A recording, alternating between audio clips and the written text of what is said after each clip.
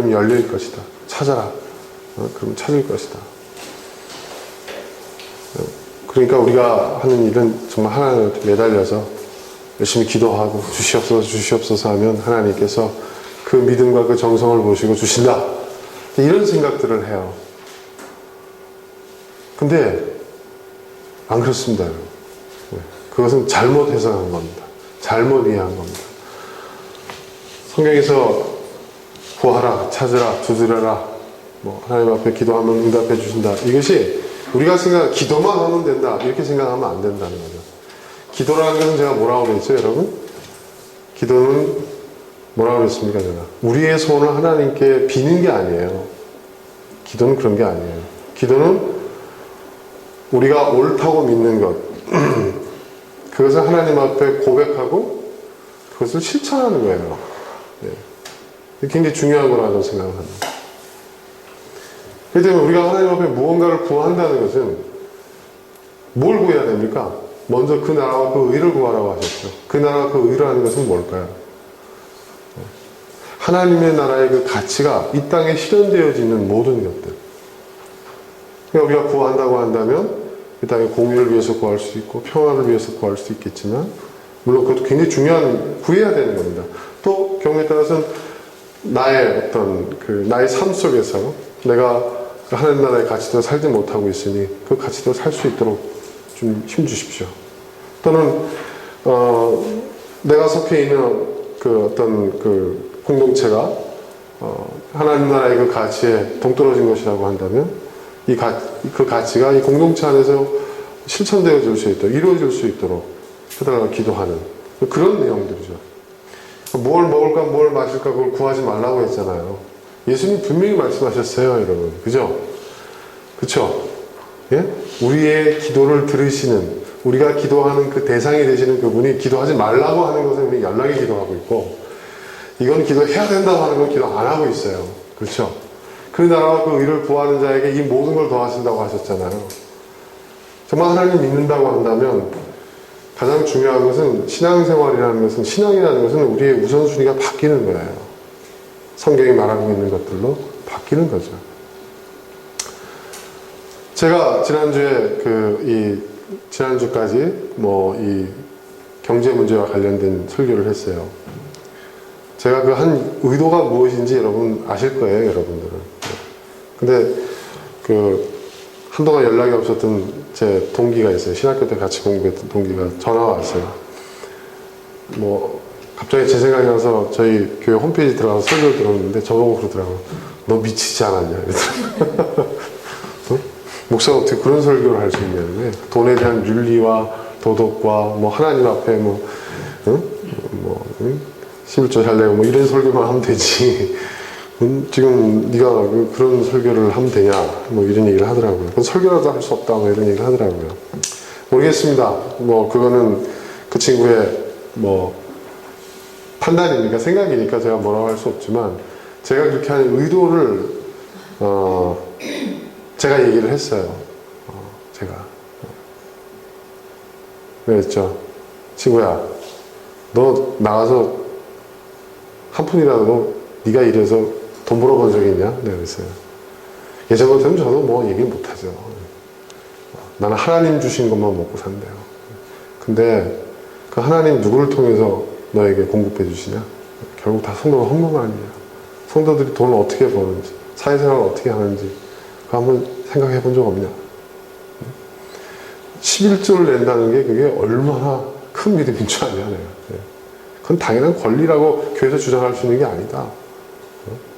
그리고 구약시대 때 얘기했던 11조가 지금 11조가 그게 그거냐? 아니지 않냐? 한 시간을 통화했어요. 안 보니까 나중에 싸우고 전화 끊어버리더라고요, 지금.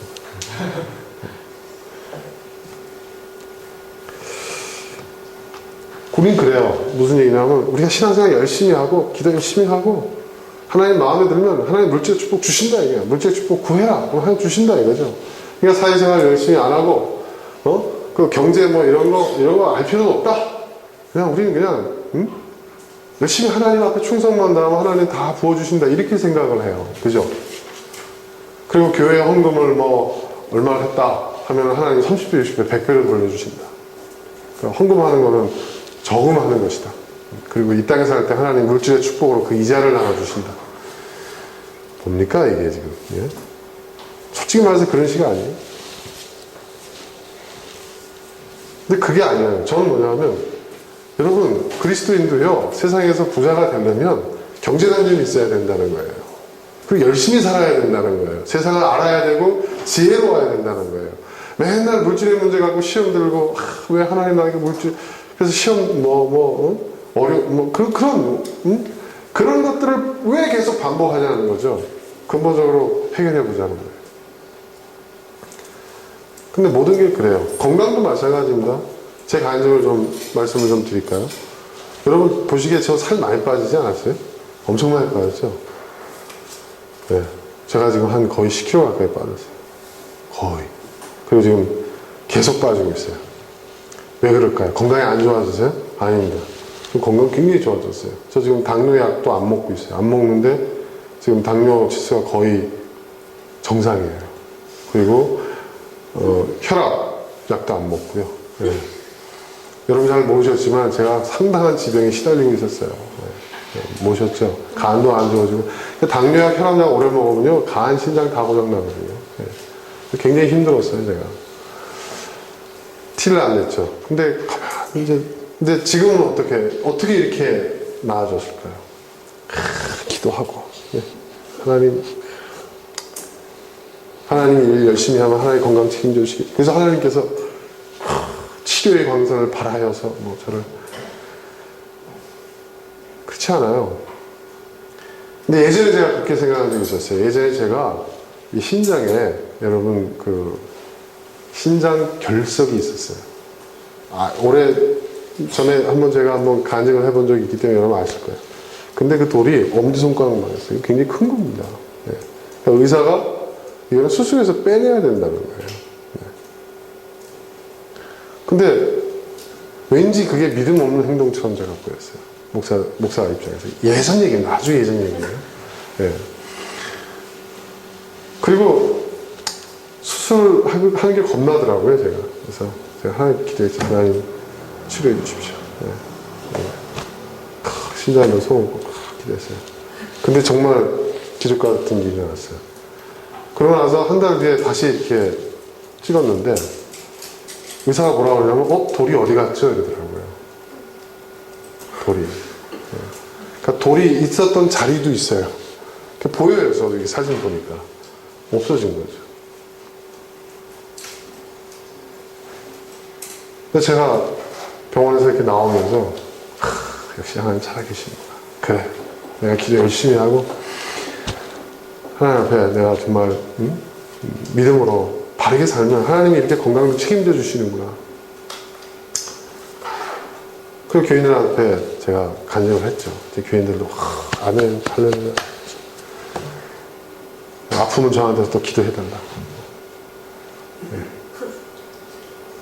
신장계통에 문제가 있는 사람이 저를 많이 찾아왔었습니다. 그러고 나서 제가요 건강을 과신했어요. 하나님 책임져 주시는데 나는 열심히 그나라 그 일을 구하면 하나님 다 채워주실 거야. 건강도 주실 것이고 난 건강해. 그 건강을 돌보지는 않았어요. 막 혹사하고 막 그리고 음식도 막 가리지 않고 그러다가 이제 당뇨도 생기고 혈압도 생기고 지금도 제가 완쾌됐다고 생각하지는 않습니다. 근데 이거를 돌볼 겨를이 없었죠. 또 커피밀을 하면서 얼마나 바빴어요. 그 해외 출장 가잖아요, 여러분. 해외 출장 제가 자주 가잖아요. 여러분 모르게 갔다 온 게 정말 많아요, 사실은. 수시로 갔다 옵니다, 지금도. 근데 가면 지킬 수 있어요? 약도 제대로 못 챙겨 먹는데. 예. 그날은 현지식을 먹어야 되는데. 그거 너무 귀찮더라고요. 그것도 꼼꼼히 따지면 할 수가 있는데 그게 너무 귀찮더라고요. 너무 바쁘고. 내가 뭘 하기 위해서 이 일을 하나. 내가 하나님께서 시키신 일을 하고 있지 않나? 하나님 때 순종하고 있지 않나? 하나님 건강 책임져 주시겠지. 근데 건강 계속 나빠졌어요. 그리고 이제 어떤 일이 벌어졌냐면 약을 먹어도 안 들어요. 그리고 몸이 아는 거죠. 그리고 심각한 지경까지 가는 거죠. 네. 의사가 저보고 큰 병원 가라고 그랬어요, 사실은. 네. 큰 병원 가라. 네. 나 안 갔죠. 다음날 바빠서 또, 예, 바빠서. 그 다음 달 갔는데 또 의사가 병원에 오지 말래요. 우리 병원에 와봐야 사실은 해줄 게 없다. 뭐 이렇게 얘기를 하더라고요. 굉장히 심각한 얘기였죠. 그래서 제가 이걸 어떻게 할까 고민을 했어요. 근데 내가 가만히 생각해 보니까 아, 내가 너무 무책임했구나. 그 건강관리를 전혀 안 한 거죠. 전혀 안 한 거예요. 그러니까 건강관리 안 하면 건강이 나빠집니다. 이게 하나님이 정하신 이치예요. 우리는 청직이라고 했어요. 청직이 뭐예요? 뭐예요, 여러분? 관리자잖아요. 경영자잖아요. 내 몸에 대한 경영, 내 몸에 대한 관리가 돼야 되는 거죠. 그러니까 우리 삶 자체가 다 그래야 되는 거예요. 근데 저는 그냥 믿음이라는 걸 앞세워가지고 방종한 거죠. 그러니까 건강이 계속 나빠져요. 그래서 제가 이걸 어떻게 해야 될까? 근데 병원 가봐야 약을 계속 먹으면 결국은 제가 지금 악순환이거든요. 보면 억지로 인슐린을 분비시키는 약을 먹는데 당이 계속 올라가니까. 근데 이걸 지금 뭐 어떻게 할 수가 없는 거예요. 간도 나빠지고 신장 나빠지고 계속 안 좋아지고 방법이 없어요. 그래서 그 일본의 그 유명한 그 당뇨 전문 병원의 그 원장님이 내신 책을 제가 봤어요. 극단적인 식이요법. 그래가지고 뭐냐면 탄수화물과 당분이 포함되어 있는 음식들 거의 먹지 않는 거예요. 거의가 아니라 끊어버리는 거죠. 그리고 생존에 필요한 최소한의 당분만 섭취하는 거예요. 그리고 나머지는 정상적인 식사를 하는 건데 이게 보통 힘든 게 아니에요. 그래서 제가 밥을 끊었어요. 탄수화물 다 끊었어요. 예, 일주일 했습니다. 일주일. 근데 살이 이렇게 빠졌어요. 그리고 제가 참 놀란 게 뭐냐면 이 당뇨 수치가 정상으로 확 떨어졌어요.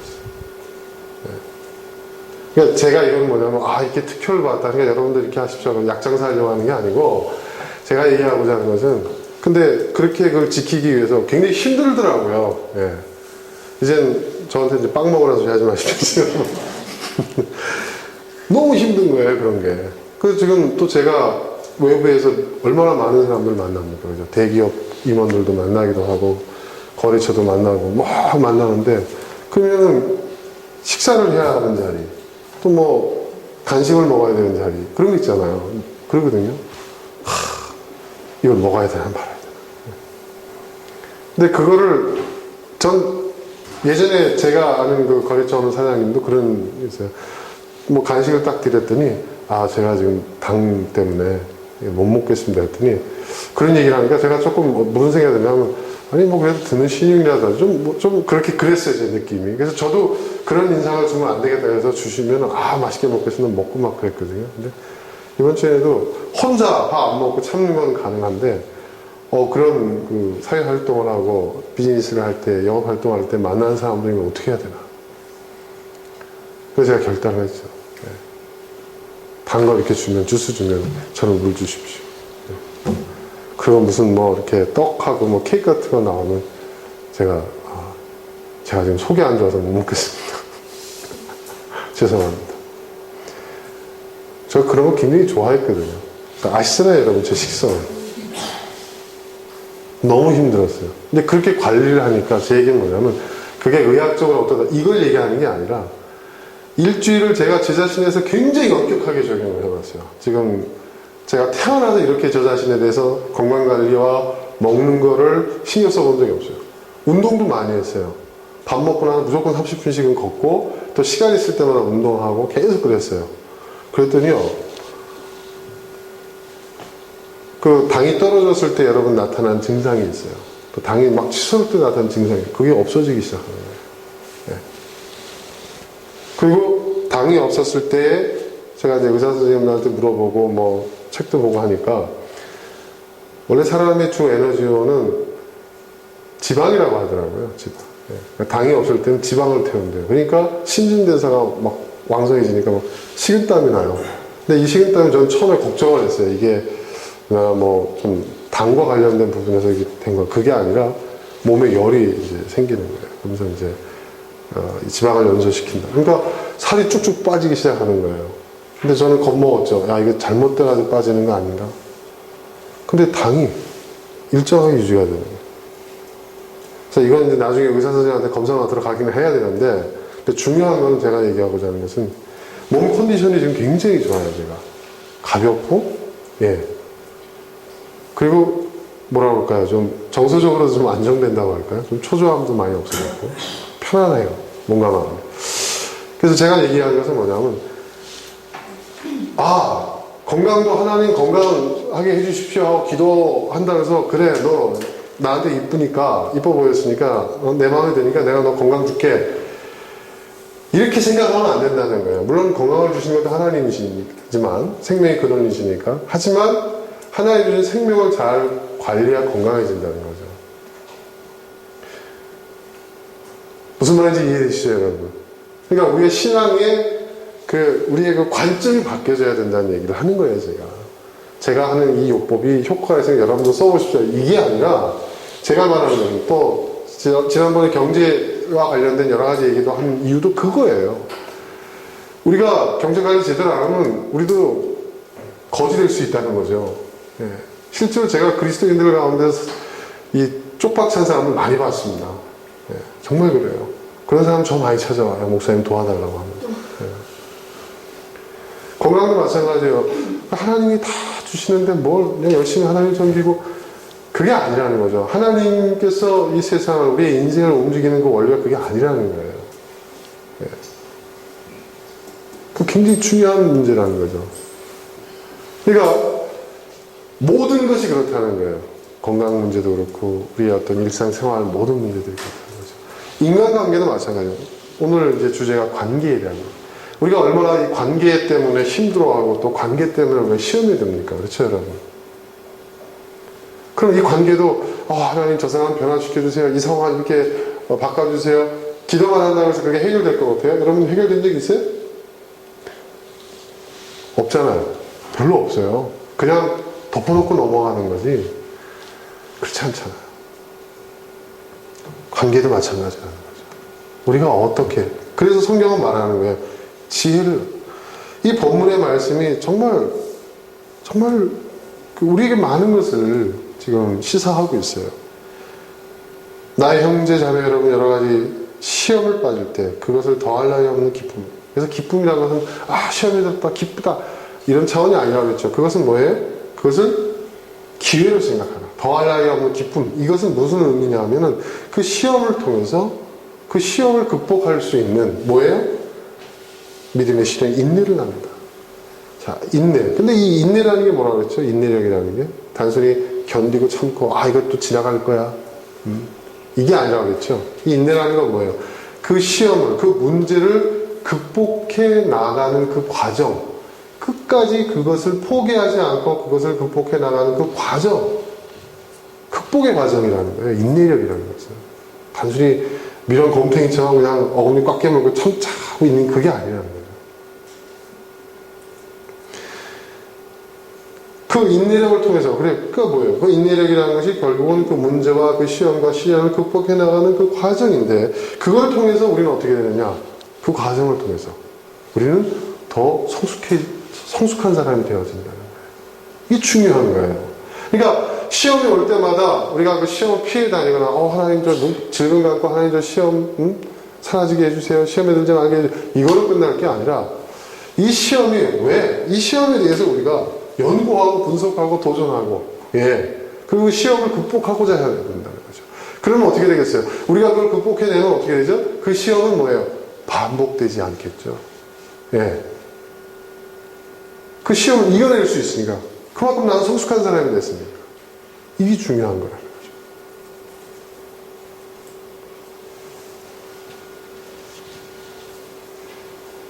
바로 그 시험을, 우리로 하여금 시험을 들게 하는 그 문제들을 이겨낼 수 있는 지혜, 우리에게 지혜가 필요한 거예요. 그래서 여러분 가운데 누구든지 지혜가 부족하거든 모든 사람에게 아낌없이 주시고 나무라지 않는 하나님께 구하십시오. 하나님께 구하는 거예요. 뭐예요? 시험을 이겨낼 수 있는, 시험을 극복해낼 수 있는 그 지혜를 구하는 거예요. 하나님께. 그러니까 경제 문제로 돈 문제로 내가 어려워. 하나님 물질의 축복을 주시옵소서 해서 하나님 물질의 축복을 도벼락을 한번 내려주시면은 그거로 그냥 해결한다? 이게 아니라는 얘기예요. 내가 건강을 잃었어요. 하나님 저 건강하게 해주세요. 건강에 축복을 주세요. 그게 아니라는 거죠. 그것을 해결할 수 있는 노력이 있어야 되고 그 노력해나가는 그 과정 속에서 그것을 극복할 수 있는 경제적인 문제를 극복할 수 있고 건강의 문제를 극복할 수 있는 지혜를 얻어야 된다는 거예요. 여러분 이해되십니까? 굉장히 중요한 거예요. 그래야만 우리가 점점 뭐예요? 성장하는 성숙한 사람이 되는 거예요. 애들은 다 컸는데 응? 성년이 됐는데 아무것도 자기 스스로 해결하는 건 없고 그냥 문제만 생기면 엄마한테 엄마 뭐 해줘, 아빠 뭐 해줘. 여러분 그런 자녀가 있다고 한번 생각해 보세요. 이쁠 것 같아요? 그건 재앙입니다. 재앙입니다. 근데 그렇게 될 조짐이 보이는 사람들이 젊은 친구들이 많아요. 보면 그렇잖아요. 요즘 보면 그렇지 않습니까?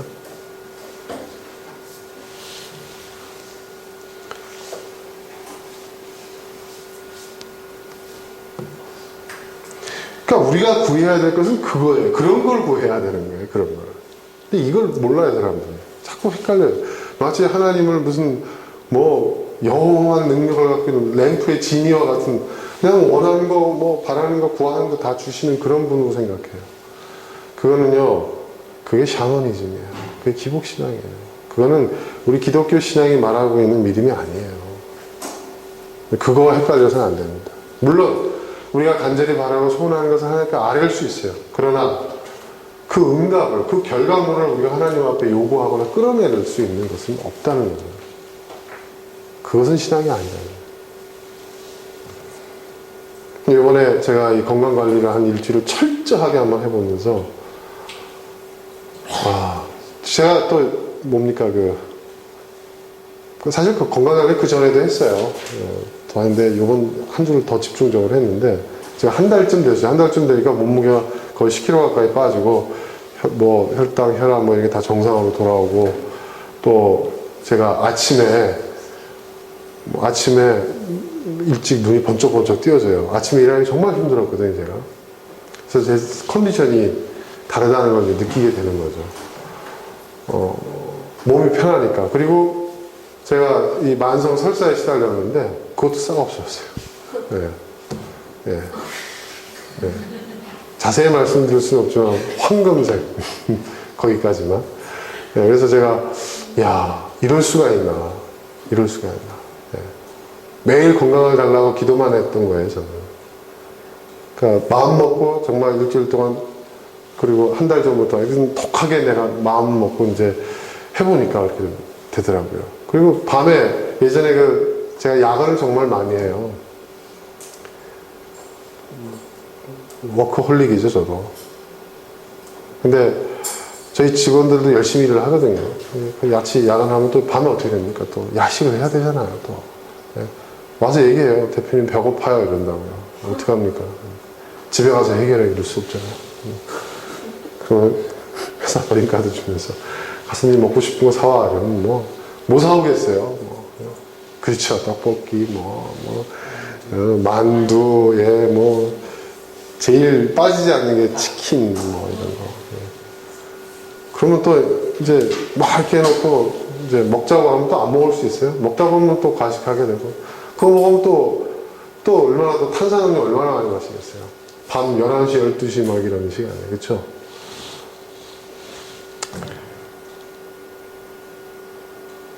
그래서 요즘 그것 때문에 제가 일을 싸들고 집에 들어오는데 네.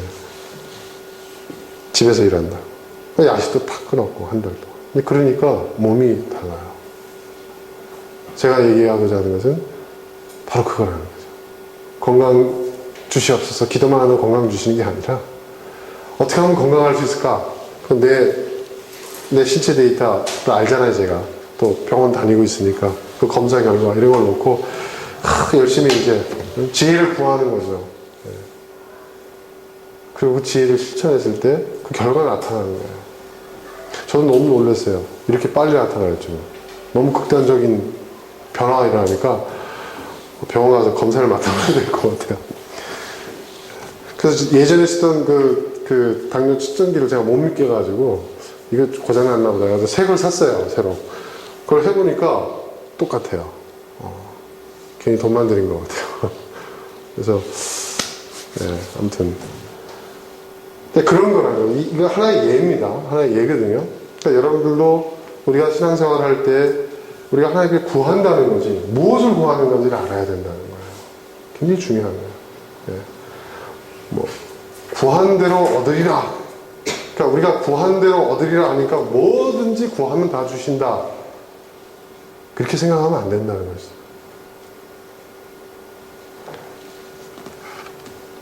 자, 그럼 오늘 관계에 대한 건데. 여러분, 관계에 대해서 어떻게 생각하십니까? 세상에 얼마나 많은 관계가 있을까요? 자, 첫 번째 여러분, 관계하면 떠오르는 관계 한번 얘기해 보세요. 첫 번째. 뭐 하나님과 우리와의 관계. 그죠? 또 뭐가 있죠? 그치, 가족. 가족 관계도 복잡하잖아.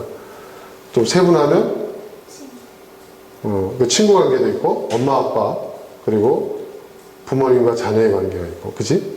응? 또 고부 관계가 있고, 그쵸? 또 뭐가, 어떤 관계가 있을까요? 예, 노사 관계. 예, 노사 관계. 또 뭐가 있을까요? 네? 어떤 관계가 있을까요? 국민과 지도자의 관계, 뭐 이런 것도 있고. 예. 하여튼, 많은 관계가 있어요. 그쵸, 여러분? 예, 일일이 열거할 수 없을 만큼. 그리고 또 애매한 관계도 있어요. 뭐라고 딱 꼬집을 수는 없지만, 아무튼, 모르는 사람은 아니고. 예. 그쵸? 근데 이 모든 관계, 그래서 이제 보통 우리가 지금까지 얘기할 때, 보면은 관계에 대해서 우리가 얘기할 때, 뭐, 하나님과 나와의 관계, 그리고 뭐, 부모님과 자식의 관계. 저도 그런 주제로 설교 참 많이 했던 것 같아요. 뭐, 부부관계, 뭐, 친구 관계, 뭐, 직장 동료의 관계, 뭐, 이런 얘기를 많이 한 것 같은데, 가만히 이제 그걸 이렇게 들어보면, 그 내용들을 이렇게 보면, 제가 볼 때는 우리가 할 때 마땅히 이제 우리가 그 관계에 대한 설교를 할 때 보면 대부분 그것도 어떤 도덕과 윤리 수준의 어떤 그 내용들이었던 것 같아요. 그렇죠. 이러면 안 돼, 이래야 돼. 그런 설교였잖아요. 그렇죠. 그리고 가만히 들어보면 여러분 다 아는 얘기 아니에요, 솔직히. 그렇지 않습니까, 여러분? 다 아는 얘기 아니에요? 그 아는 얘기를 얼마큼 어떻게 재미있게, 얼마큼 내 피부에 와닿게 설명하느냐, 그런 거 아니에요. 그렇죠. 그런 사람이 설교 잘하는 사람 아닙니까? 그죠? 모르는 소리 아니에요. 다 알고 있어요. 근데 고개가 끄덕여지게끔 만드는 사람이 설교 잘하는 사람이에요. 그렇죠? 근데 사실은 이 말은 뒤집어 보면 무슨 얘기냐면 결국 내가 몰라서 실천 못하는 게 아니라는 얘기예요. 안단 말이에요. 그죠? 아는데 실천을 못할 뿐이에요. 그리고 계속 실천을 못하다 보면 그 부분에 대해서 내가 뭐가 돼요? 둔해져요. 그쵸? 근데 그거를 일깨우는 거죠. 신선하게, 새롭게. 예. 그러면 이제 우리는 은혜 받았다. 이렇게 얘기하죠. 사실은 다 알고 있어요, 우리가. 모르는 게 아니죠. 제가 하는 얘기도 여러분 대부분 다 알고 있는 얘기예요. 근데 도덕과 윤리라는 것은, 그래야 돼. 그렇게 하면 안 돼. 알지만, 그럼 그걸 구체적으로 어떻게 실천할 거야? 이거는 답이 없어요. 왜? 각자가 처해져 있는 상황이 다르니까. 그렇죠? 여러분 그렇지 않습니까? 여러분 인생에서 가장 중요한 문제가 뭐라고 생각하십니까? 인생에서 가장 중요한 질문 왜? 무엇? 어디서? 육하 원칙이 있지만요 제일 그 중에서 우리가 인생을 살아가는 데서 정말 제일 중요한 문제 제일 중요한 질문이 뭘까요? 그렇죠. 어떻게 해요? 어떻게 예. 사실은요 왜도 아니고요. 무엇을도 아니고요. 어떻게 해요. 왜냐하면 사실은 우리가 알고 있는 것만으로도 충분합니다. 네. 우리가 더 몰라서 못하는 게 아니에요. 사실은. 알고 있는데 알고 있는 것을 어떻게 할 것이냐. 이게 문제인 거예요. 그래서 불교에 보면 해탈보다 더 어려운 게 실천이라고 해요. 실천. 네. 네. 해탈보다 어려운 게 더 실천이에요. 어떤 깨달음을 얻는 건 어렵지 않대요. 용맹정진을 하면 깨달음에 도달할 수 있어요. 해탈에 이룰 수 있어요. 근데 중요한 건 뭐냐? 그 해탈하는 것을 실천하는 거거든요. 그걸 뭐라고 하냐? 보림이라고 해요. 보림이란다. 정말 공감해야 하지 않습니까? 굉장히 중요한 문제예요. 그러니까 저도 인간관계에 대해서 뭐 도덕적인 윤리적인 차원에 대한 이야기는 여러분 많이 들으셨을 테니까. 그렇다고 해서 제가 또 여러분 각자의 상황이 어떤지는 모르는데, 뭐 구체적으로 이렇게 하세요, 저렇게 하세요, 이렇게 말하세요, 저렇게 말하세요. 듣는 순간에는 그거 유익할 것 같다, 뭐 또 재미있다 이렇게 생각이 들지 모르겠지만 막상 여러분 실천하려고 하면 이게 적용이 잘 안 되는 부분이 있어요. 적용은 여러분이 하시는 거예요. 어쩔 수 없어요. 왜? 내 삶이니까. 그 삶에 대한 주인공이 바로 나니까. 그러면 제가 관계에 대해서 얘기할 때 어떻게 해요? 수많은 관계가 있는데 그 관계들 그러면 어떻게 부모한테는 이렇게 하시고 자식한테는 이렇게 하시고 부부간에 이렇게 하시고 뭐 직장 동료는 이렇게 하고 친구는 이렇게 하고 이렇게 열거할 수 있는 게 아니죠. 그거 하나하나가 얼마나 많은 스토리가 있겠습니까? 그럼 제가 오늘 얘기하고자 하는 것은요, 모든 관계의 가장 핵심적인 부분에 대한 얘기를 좀 하고 싶어요. 여러분, 불교에서는 관계를 뭐라고 얘기하는 줄 아세요? 네? 인연이라고 얘기하죠. 근데 그 인연은 좋게 얘기할 때 인연이에요. 당신과 나는 어떤 인연이 전생에 어떤 인연이 있었던 것은 이런 얘기를 하죠. 근데 모든 그 관계는 불교에서 뭐라고 얘기하냐? 업보라고 얘기합니다. 업보. 업보라는 게 뭔지 아세요, 여러분? 네? 업보가 뭔지 아세요? 네? 원인에 대한 결과라는 거예요. 그게. 네. 그러니까 내 속세계는 자식이 있다. 그러면 내가 전생에 어떤 원인을 죄를 지었던 뭘 잘못했던 간에 그 결과를 내가 이 생에서 치르고 있는 것이다. 이렇게 얘기를 해요.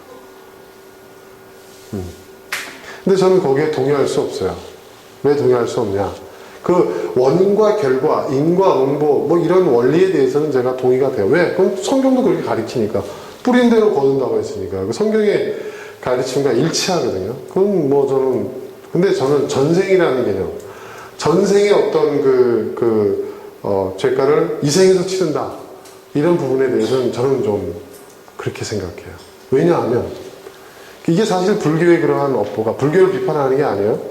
불교의 그런 어떤 전생, 뭐 이생, 뭐 이런 업보, 뭐 이런 윤회설, 이게 어떤 배경이 있냐면 이게 사실은 힌두교에서 온 거거든요. 여러분 아시죠? 불교가 힌두교에서 파생된 거고 지금도 힌두교에서는 이 부처가 힌두교의 그 수많은 신 중에 한 신이죠. 예.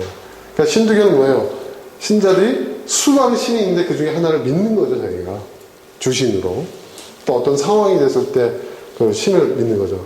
뭐 병이 들었을 때 믿는 신, 뭐 가난해졌을 때 믿는 신, 뭐 결혼할 때 뭐 또 자식을 낳을 때 뭐 그런 거 있잖아요. 그러니까 다신교죠, 다신교. 근데 거기서 온 건데 뭐냐? 이거예요. 인과응보라는. 그러니까 현실에서 겪는 모든 고통은 뭐예요? 내가 전생에 저지른 결과니까 받아들이라는 거예요. 그러니까 그것은 신분과 계급에 대한 어떤 그런 걸 고착시키는 거죠. 그래서 지금도 그 인도가 여전히 그 신분제가 있잖아요. 네? 그 뭐 불교를 비판하려고 하는 게 아니라 그런 세계관과 그런 부분은 저는 동의하기 어렵다는 거죠. 근데 다만 거기서 이제 얘기하고 있는 인과응보라든지 어떤 이런 부분들은 타당하다는 얘기예요. 그리고 우리 기독교에서는 뭐예요? 끝없는 윤회가 아니잖아요. 기독교는 뭐죠? 시작이 있으면 끝이 있어요. 끝이 있어요. 시작과 끝이 분명한 게 우리 기독교 세계관이에요. 예. 그러니까 시작과 끝이 분명하니까 뭐예요? 마지막에 결산이 있는 거죠. 심판이 있는 거죠. 그죠? 이게 굉장히 중요한 거예요. 그냥 어떤 결론도 없이 계속 윤회, 그래서 덕을 쌓으면 다음 생에는 내가 사람으로 태어난다든지 뭐 이런 어떤, 그래서 사람을 태어나다가 또 죄를 지으면 또 무슨 짐승으로 태어날 수도 있고 이런 어떤 이런 구조가 아니라는 얘기죠. 예. 그러니까 우리는 뭐예요? 우리에게 주어진 삶은 단 한 번밖에 주어지지 않는 삶이고 그리고 그 삶을 잘 살아내는 게 우리에게 주어져 있는 가장 큰 과제라는 것이죠. 어떻게 살아내느냐. 나에게 주어진 이 단 한 번밖에 없는 인생을 두 번 살 수 없어요. 단 한 번이에요.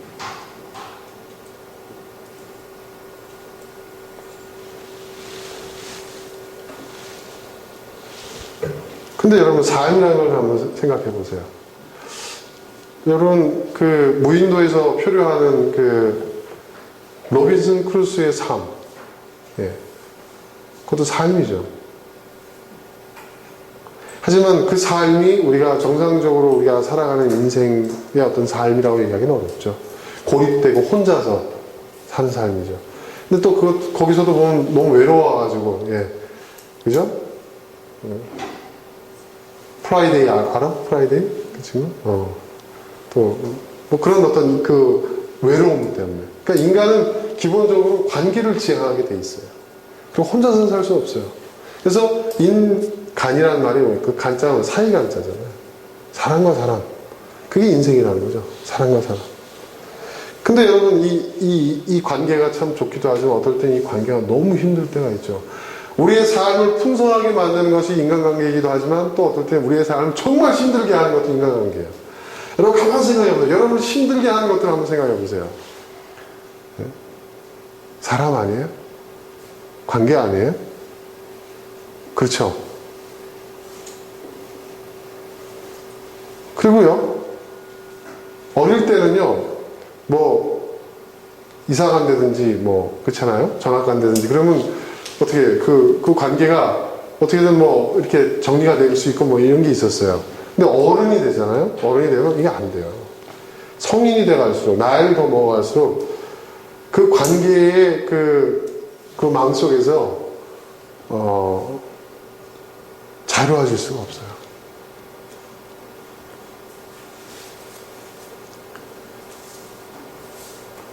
자, 그렇다면 여러분, 이 관계가 도대체, 이 관계라는 것에 대해서 한번 깊이 한번 생각해 보세요. 세상에 수많은 관계들이 있는데요. 이렇게 분류할 수 있어요. 혈연 관계. 그죠? 이게 뭐예요? 내가 선택한 게 아니에요. 그죠? 그냥 태어난 거예요. 그지? 수리마, 서리마, 그렇지? 엄마, 아빠를 네가 선택했냐? 아니지. 네가 선택하지 않았지만 너에게 주어진 거지. 수림이, 서림이가 서로 형제를 선택한 거 아니지. 정말 마음에 안 들어도 내 언니고 내 동생이고, 그지? 이건 내가 어떻게 할 수가 없는 거야. 할아버지, 할머니. 여러분 다 마찬가지죠. 혈연관계. 근데 참 재밌는 게 뭐냐면, 제가 이렇게 보니까요, 부부는 혈연관계가 아니래요. 네. 맞죠? 남남이죠. 예? 예? 그죠? 님에다가 점 하나만 지금 남는 거예요? 예? 혈연관계가 아니래요, 부부는. 네. 재밌죠? 혈연관계가 있어요. 그죠? 혈연관계. 그건 뭐예요? 내가 선택할 수 없어요. 그냥 나에게 주어진 거예요. 그쵸, 여러분? 내가 선택한 거 아니죠? 네. 나에게 주어진 거예요. 그럼 이 혈연관계는 어떻게 하는 거예요? 나에게 주어진 것이기 때문에, 내가 선택한 것이 아니기 때문에, 내가 선택한 것은요, 내가 선택한 사람이면 버릴 수도 있어요. 관계 정산도 할 수 있어요. 정리해버릴 수도 있어요. 그렇죠? 그렇지 않아요? 절교해. 부부지간이라도 도장 찍읍시다. 할 수 있어요. 그런데요, 혈연관계는 어떻게 돼요? 내가 선택한 것이 아니기 때문에 내가 버릴 수가 없어요. 내가 관계를 끊고 싶어도 그 관계는요, 계속 가는 거예요. 왜? 호적에서 떼버리면 이제 가져가는 거 아니에요? 호적에서 떼면 어디서 들은 것 같은데 잘못된 정보야. 법적으로 호적에서 뺀다고 하더라도 이 혈연관계는 계속 가는 거야. 그래서 사람들이 뭐라고 하죠? 천륜이라고 하죠. 천륜. 그러니까 이건 뭐예요, 여러분? 이 말은 무슨 얘기예요? 이 관계는요, 그냥 받아들일 수밖에 없는 관계라는 겁니다. 이해되세요? 아, 왜 우리 어머니는, 아버지는 저렇게 나이 드셔서 저러셔? 우리 애는 왜 이러지? 예? 이거 아무리 해봐야 해결 안 된다는 얘기입니다. 무슨 말인지 아세요? 현실을 얘기해 드리는 거예요. 네? 나에게 주어진 거라는 거죠. 그건 뭐예요? 그 현실을 받아들이라는 거예요. 여러분, 내가 바꿀 수 없을 때, 내가 바꿀 수 없었을 때는 어떻게 해야 되죠? 어떻게 하는 용기를 달라고 메가드 장군이 기도했죠? 그것을 받아들이는 용기. 아, 왜 저러지? 아, 왜 우리 아이 이렇지? 여러분, 이거 자꾸 이렇게 하잖아요. 이 스트레스 받아가지고요. 오히려 그 관계가 더 깨져버립니다. 그리고 내가 지쳐버려요. 상대방도 상처받아요. 그럼 어떻게 해야 될까요? 그냥 그런 거로 받아들이는 거예요. 그러니까 여러분, 산에 올라가시면, 그치? 산에 올라가면 막 계곡물이 흐르고, 바위가 있고, 막 봉우리가 있고, 막 그렇잖아요. 아, 왜 바위가 여기 있지? 저기 있으면 더 멋있을 텐데. 아, 왜 물은 이리로 흘러? 저리로 흘러면 더 좋을 텐데. 그런 사람 있어요? 그런 사람, 이상한 사람이죠. 네? 그냥 있는 그대로인데, 그렇죠? 자연인데. 자연이 뭡니까, 여러분? 스스로자 그럴 연이에요. 이게 무슨 얘기예요? 그냥 있던 거란 얘기예요. 있던 거. 그냥 스스로 있는 거예요. 그렇게 있는 거예요. 그걸 바꾸려고 하니까 어떻게 되죠? 왜 웃니? 이런? 뭐가 있나 보다. 그걸 바꾸려고 하다 보니까 어떻게 돼요? 환경 파괴가 되고 생태계가 이상하게 되고 세상이 막 어려워지는 거죠. 그러니까 어떻게 해야 되느냐? 바꾸려고 하지 마세요. 혈연 관계는요, 그대로 받아들여요. 공부 안 하는 걸 어떻게 해요? 어떻게 해요? 다른 재능을 찾아가지고 지가 좋아하는 걸 하게 만들어야죠. 네? 그렇죠, 여러분? 이건 공부가 다 능사가 아닙니다. 그러니까 여러분, 그걸 그냥 받아들이세요. 그걸 가지고 스트레스를 받지 마세요. 예. 그럼 나중에 뭐라고 하잖아요? 저 사람 원래 저런 사람. 이러면 되는 거예요. 왜 나한테 그러지? 내가 뭘 잘못했나? 여러분 스트레스 받지 마세요.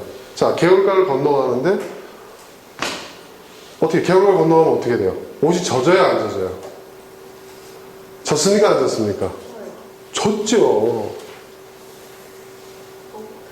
어떤 사람 만나면 있어요. 매사를 그런 혈연관계에 꼭 그런 사람들 있잖아요. 그죠? 네.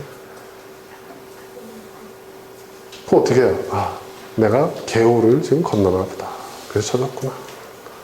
그럼 어떻게 하면 되죠? 말리면 돼요, 내가. 이거 아주 단순하지만 굉장히 중요한 지혜입니다. 예.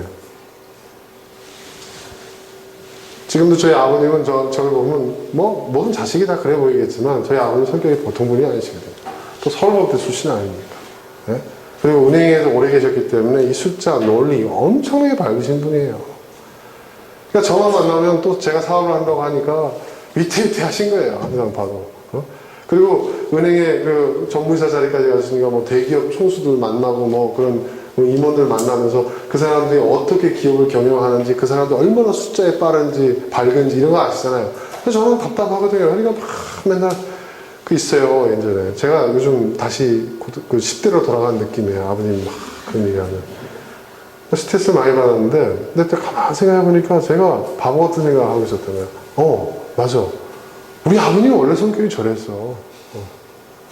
맞아. 내가 어릴 때 가만히 생각해보니까 어릴 때도 그랬어. 맞아. 그게 아버님 성품인 거예요. 예. 그럼 어떻게 해요? 그걸 고치려고요? 지금 80이 다 되신 노인네를 받아들이는 거죠. 아버지, 마음껏, 저한테. 그러고 나시면 또 아버님은 존재감을 느끼시는 말이에요. 그런 거 있잖아요. 그죠? 내가 다른 조도는 못 해드리더라도 받아들이죠. 받아들이는 거예요, 받아들이는 거. 네. 그게 굉장히 중요하더라고요. 받아들이니까요, 여러분, 스트레스를 안 받게 됩니다. 그리고 그 사람도요, 편해져요. 네. 자꾸 받아들이지 않습니까? 내가 자꾸 거기에 대한 반응을 보이잖아요. 싫은 반응. 아비 말이 말 같지 않냐? 하면서 또 2부, 3부 막 이렇게 나온단 말이에요. 다 듣는 거예요. 하신 말씀을 다 듣는 거예요. 1시간에도, 2시간에도 다 듣어요. 그럼 나중에 지치세요. 야, 밥 먹으러 가자.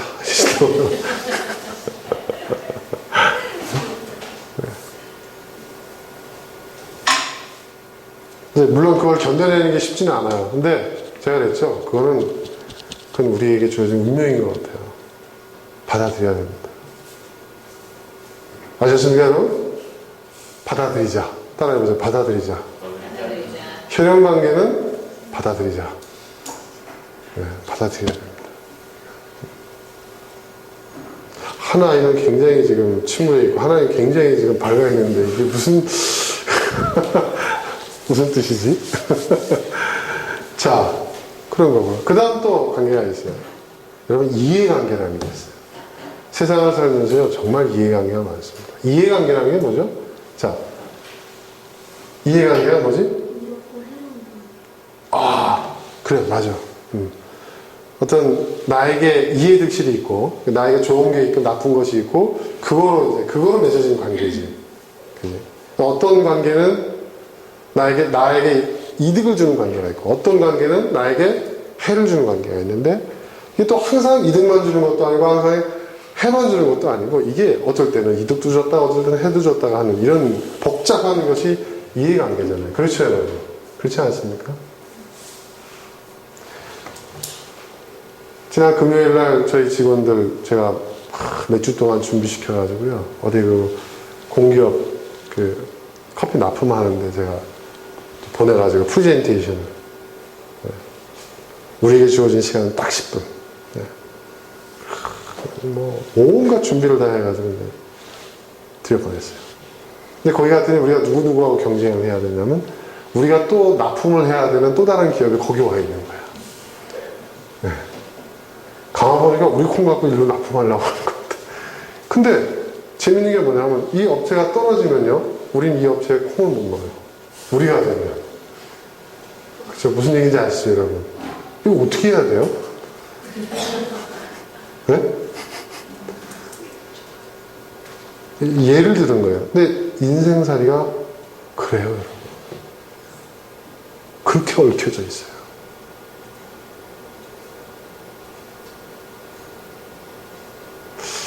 복잡해요. 그리고 어떤 관계는 보면요. 내가 정말 손해보는 것 같은 관계가 있어요. 그런데 이 관계를 유지해야 되나? 그렇죠.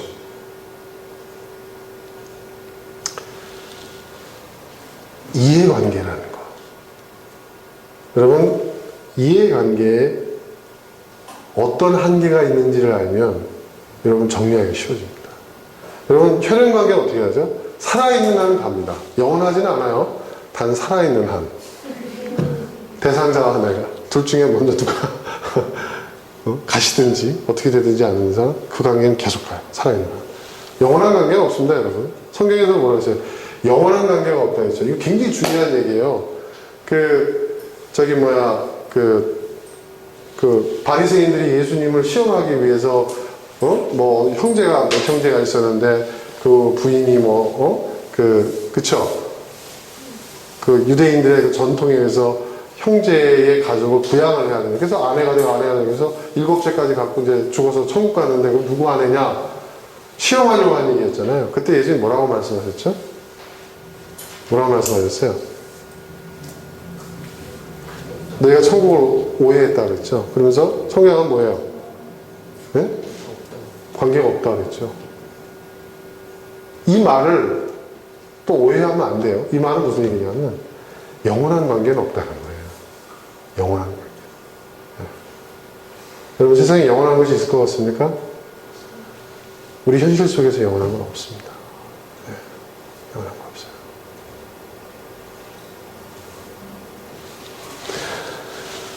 제가 이제 사업을 하다 보니까 비즈니스를 하다 보니까 요즘 이제 대기업들을 많이 상대를 하거든요. 대기업 임원들 얼마나 잘 나갑니까? CJ의 부사장, 웅진식품의 이사. 네? 그러니까 얼마나 그 사회생활 정말 치열하게 해서 그 자리에 올라갔겠어요. 근데 제가 가만 보니까요. 제가 이 사람 오래 했잖아요. 제가 가만 보니까 1년 이상 붙어있는 사람이 없어요. 1년 이상. 그 자리에. 네. 계속 바뀌어요. 예. 그리고 그 자리에서, 그 정점에서 밀려난 사람들은 어떻게 됐나, 이렇게 보니까,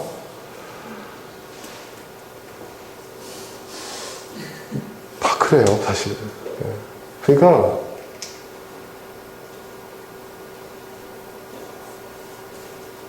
재밌어요. 제가 어디라고 얘기할 수 없는데, 납품하고자 했던 그 큰 대기업의 계열사 사장이었어요. 제가 와서, 납품도 할 수 있게 해주십시오. 우리 커피는 이런 커피입니다. 공정무역이고, 농민들을 돕고, 이런 사회적 가치가 있고, 또 품질도 뛰어납니다. 우리가 전문 로스터를 3명이나 고용했고, 큐그레이드가 2명이나 있고, 얘들 다 우리가 이 커피 업계에서는 정말 실력있고 이름난 친구들입니다. 그런 프로파일 작업한 거 해가지고. 고만하게 계시네. 그래요.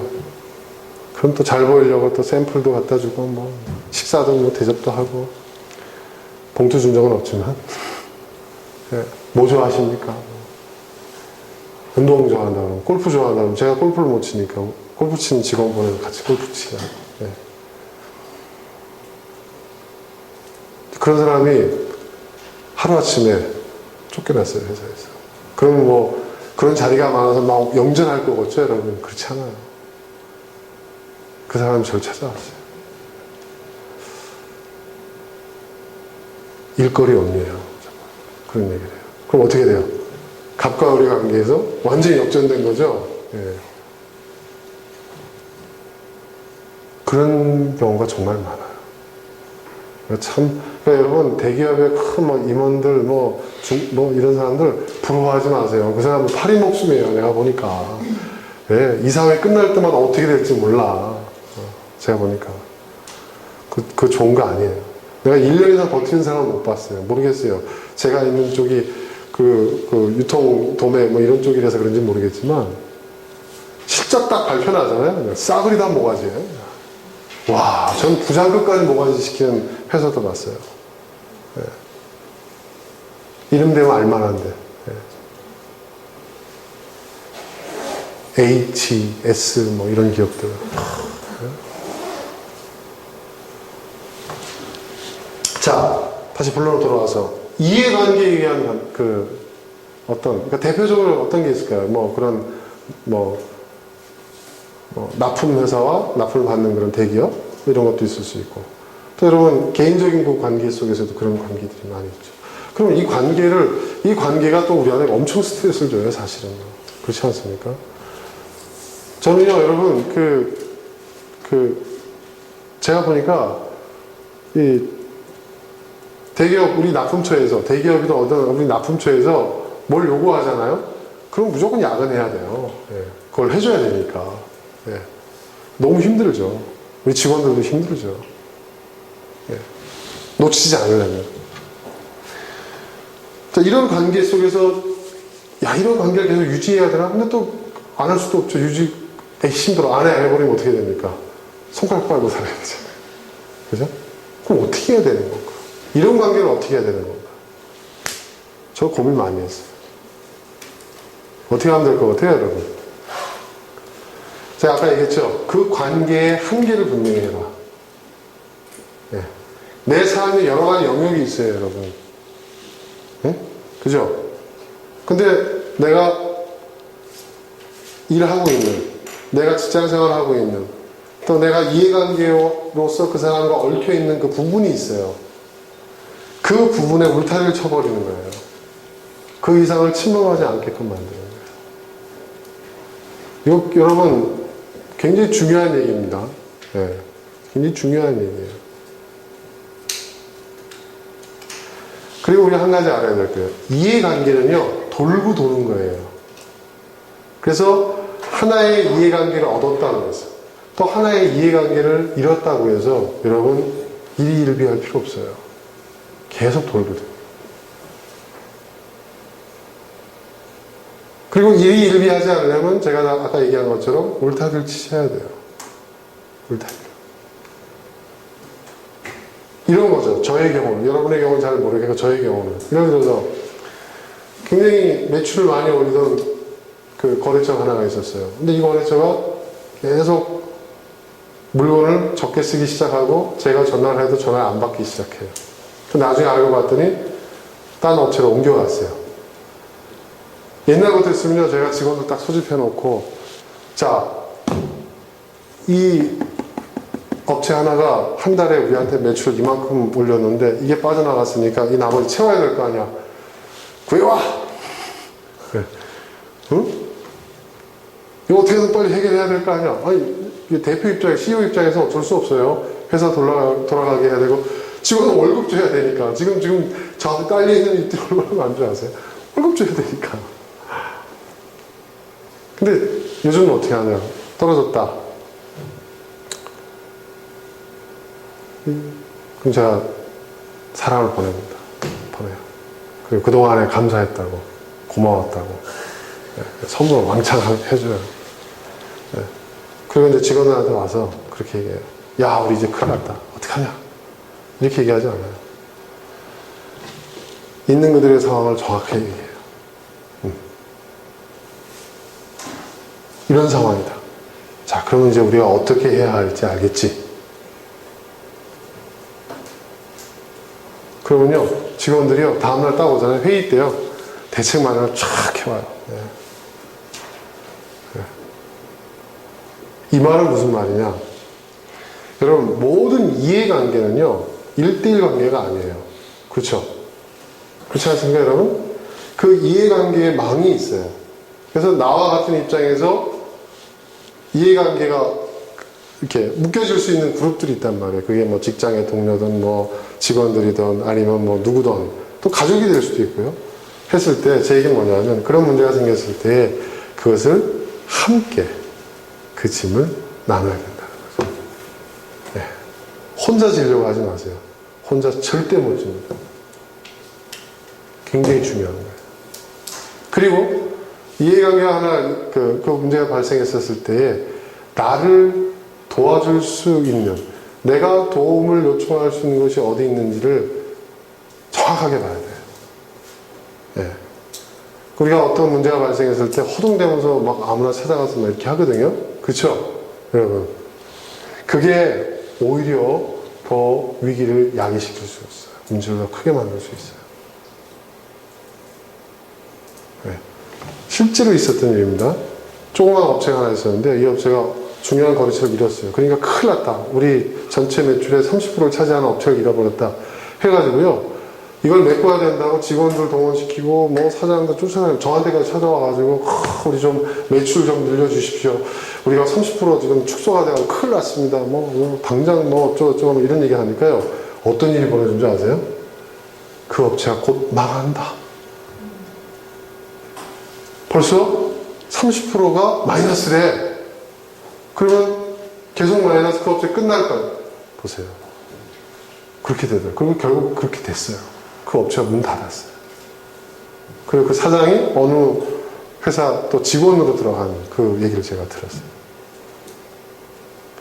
제가 지금 이 말을 하는 것은 여러분 잘 들으셔야 됩니다. 그러니까 여러분 어떤 어려움을 겪었을 때, 이해관계에 대한 어려움을 겪었을 때 그것을 함께 질 수 있는 사람과 함께 분담해야 된다는 것이고, 두 번째는 뭐냐면 그 어려움을 해결하는데 정말 도움이, 허둥지둥 막 아무데나 이렇게 가서 그런 상황을 얘기하고 도움을 요청하지 마시고 정말 도움을 줄 수 있는, 도움이 될 수 있는 이해관계의 그 깨진 상황은 말하지 말라는 얘기예요.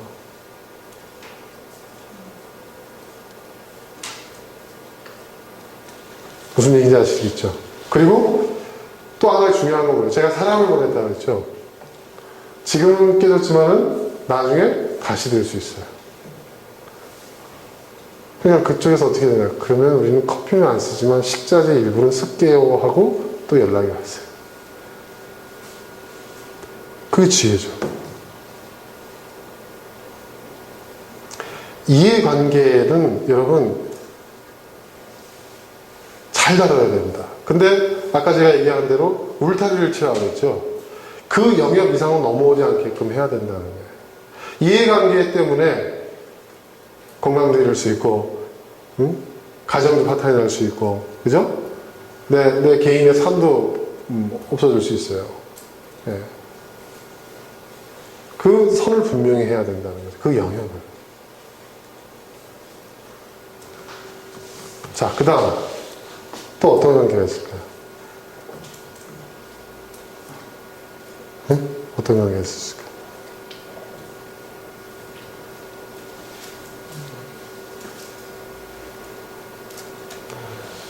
여러분, 그러니까 쉽게 생각해, 여러분을 시험 들게 하는 관계에 대해서 얘기를 해보세요. 제가 지금 일방적으로 이끌어가지 말고, 지난주에 우리 노정권 형제가 대화식으로 하자 그래서 지금 제가 그걸 지금 서서히 시도하고 있는 거예요. 예, 예. 친구 관계. 예, 친구 관계. 친구 관계가 어떨 때 힘들죠?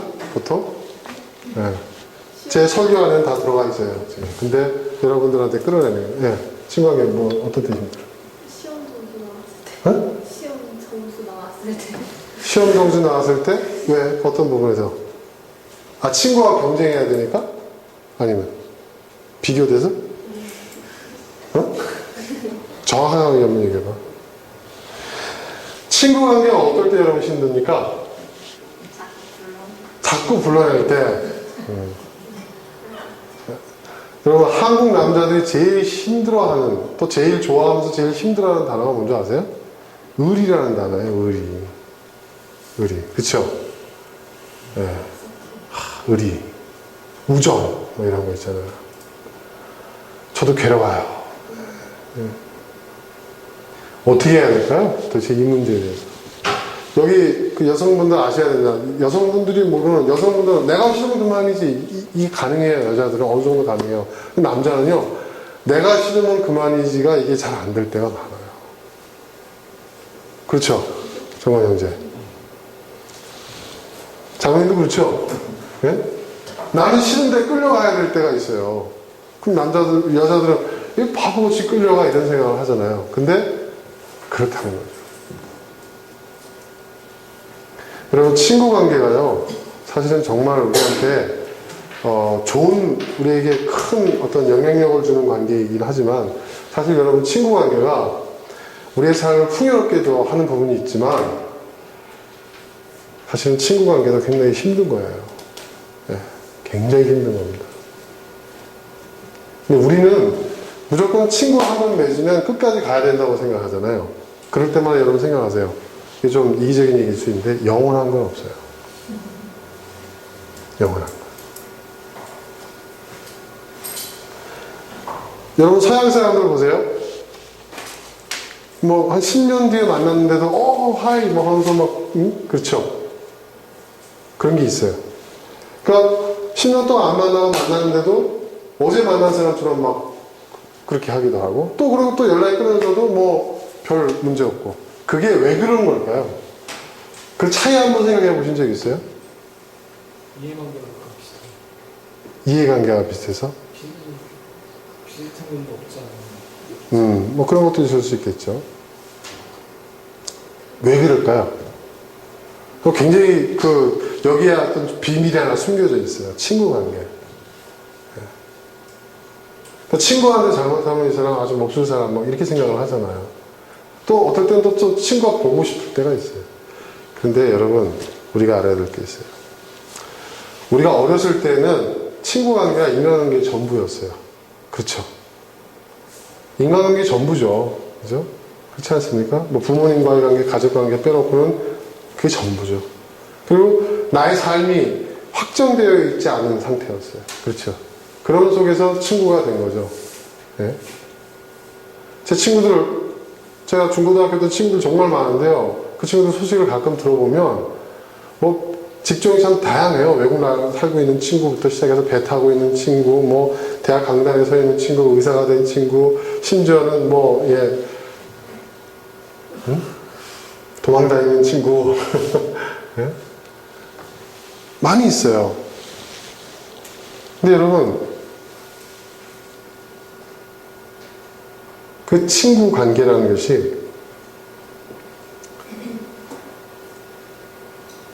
분명히 한계가 있다는 것도 우리가 기억해야 돼요. 자, 서양 사람들은 왜 그럴까? 서양 사람은요, 이 친구 관계, 우정이라는 것을요, 그 우정 위에 뭘 두냐면 나 자신을 둬요.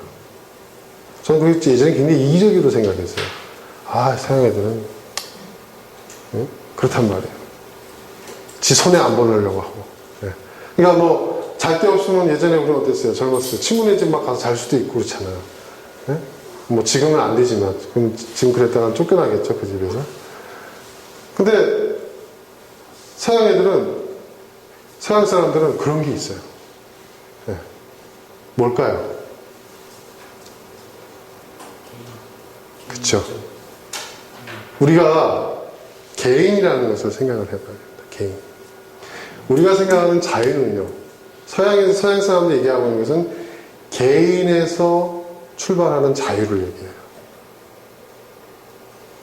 근데 이 동양적인 가치에서는요, 그 사회가, 그 공동체가 허용하는 자유를 얘기해요. 그렇죠? 그렇습니다. 그러면 어떤 게 좋은 거냐?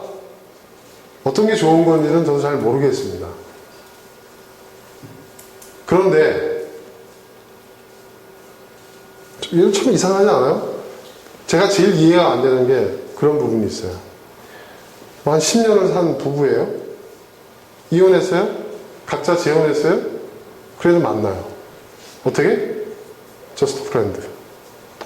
hi, Tom, Mary 하면서 잘 살아? 뭐. 그래서 그 부부지간 만나면 또 애들도 또 그 사이에 애들이 있어요. 얼마나 복잡해요? 그죠? 예? 근데 전혀 스스럼이 없어요. 그러니까 우리 동양적인 가치 보면 뭐예요? 완전히, 뭐죠? 빈가루죠, 빈가루. 콩가루. 예? 근데 걔네들은 자연스러워요. 이게 왜 그럴까? 도덕과 윤리의식이 부족해서 그럴까? 그게 아니라 그 자유에 대한 출발점이 달라요. 개인의 자유. 공동체와 그 사회가 허용하는 자유예요.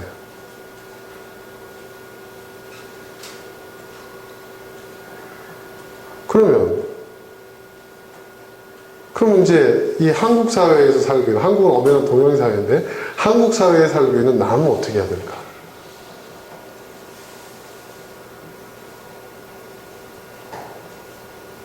어떻게 해야 될 것 같습니다, 여러분?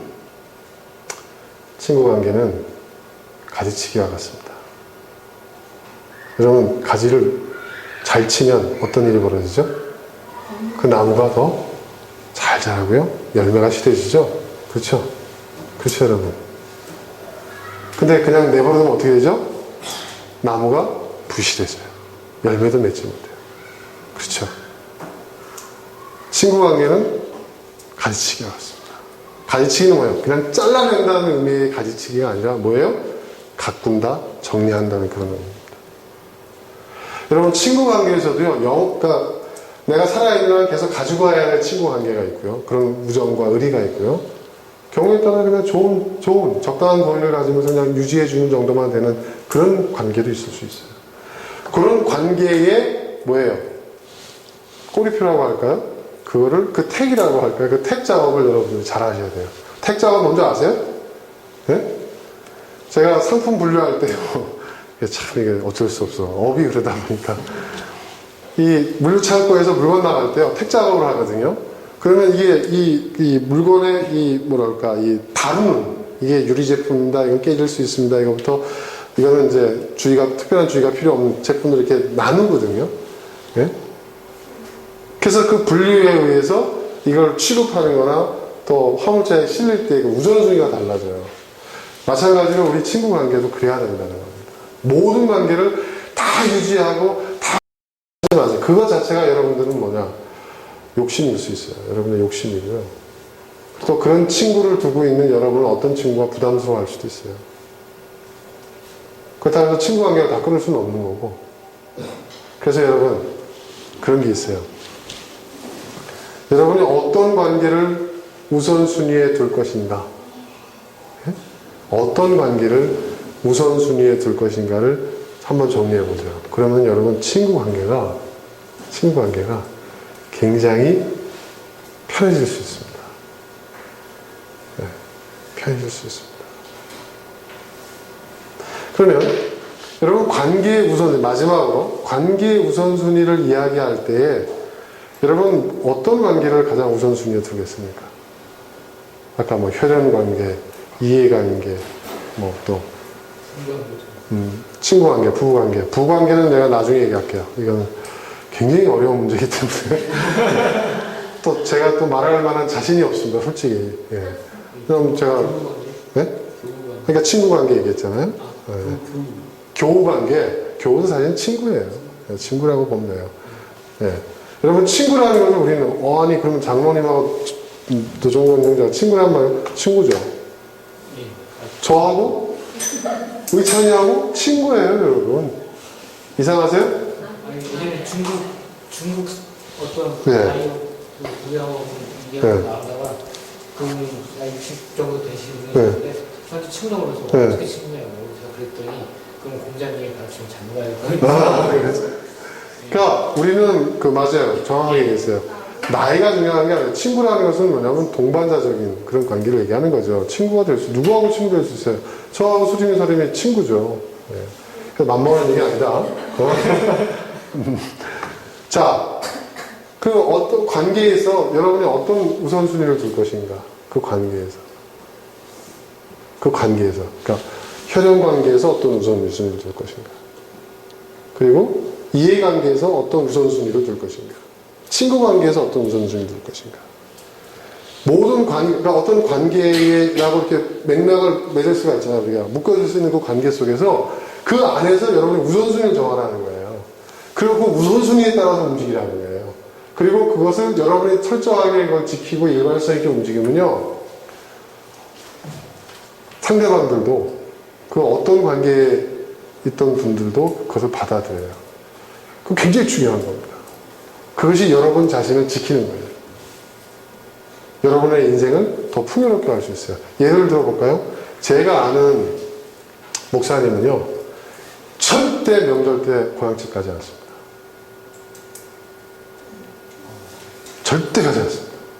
구정, 추석 때도 절대 안 갑니다. 우리 한국적 가치에 의하면 어때요, 여러분?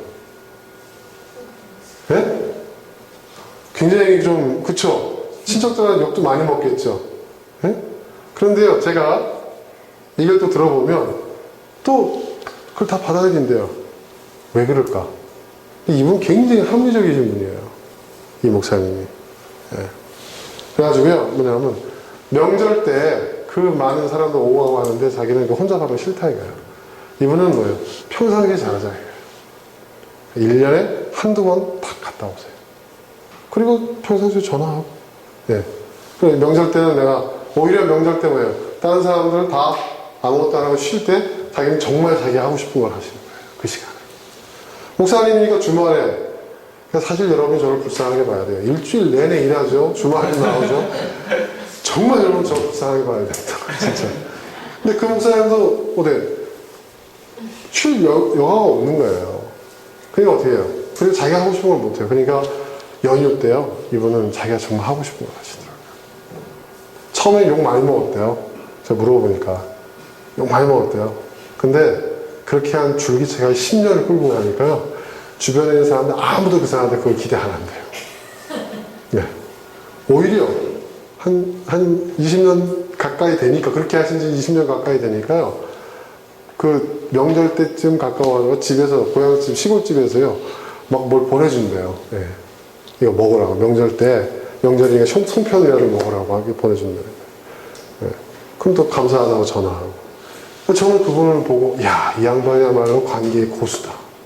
이분이 이렇게 큰 교회에 목회를 할 수 있는 게 우연이 아니다. 이런 생각이 들었어요. 네. 그러니까 여러분, 이거 굉장히 중요한 겁니다. 그러니까 여러분, 모든 사람들의 기대에 부응해야 한다는 그 부담감을 버리셔요. 아셨어요? 이게 굉장히 중요한 겁니다.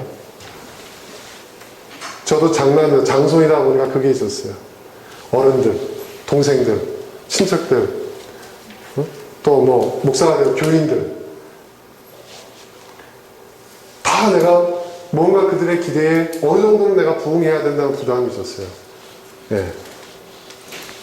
한동안 그랬죠. 한참 인생을 오랫동안 그렇게 살았죠. 근데 그렇게 살아본 결과 제 자신이 피곤해지더라고요. 그리고 공고해져요. 그리고 어떨 때는요, 그분들이 정작 그 당사자들이 고마워하지 않을 때가 많아요. 고마움을 모를 때가 많다. 당연히 쟤는 저래도 되는 애. 이렇게 생각하는 거예요.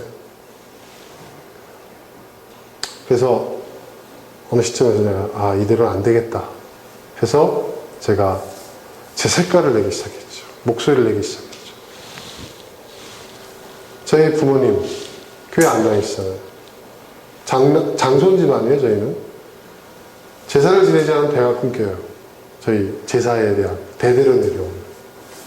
저희 아버님은 제가 온 집안에 제가 얼마나 욕을 많이 먹었는지 몰라요. 제사 안 지낸다고. 제사 안 지낸다고. 근데 제사 차례 지낸 데만 그래 그냥 참석만 하라고 옆에서 기도를 하라고 그렇게 얘기하셔서 제가 몇 번 갔더니 온 김에 전화를 해요.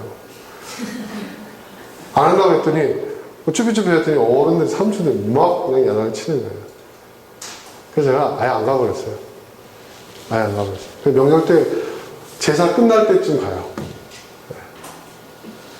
그렇게 한 10년 가까이 하니까요. 이제는요. 조금 일찍 가잖아요. 일찍 왔네 이러신다고요. 네. 그럼 제가 차례는 잘 지내셨어요? 끝났다 이러신다고요. 네. 자연스러워지는 거예요. 뭐 제가 지금 제사 지내지 말라 이런 얘기 하는 게 아닙니다. 하나의 예를 든 거예요, 여러분.